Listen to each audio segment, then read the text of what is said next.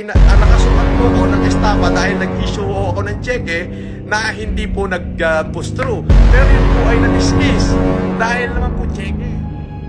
The same case number, lahat the same, Francis Marcos. Ang hindi ko lang talaga maintindihan, sir, kasi yung normal. Scammer na si Francis Leo Marcos. Si Els at saka si Benz, ha? Ngayon, kung gusto nyo po, i-add nyo na lang sila sa Facebook para naman imbis na kakunin nyo, para kayo si Kuya Eddie na lahat ng kinita dyan, ang talaga lang kakunin, yung sibo.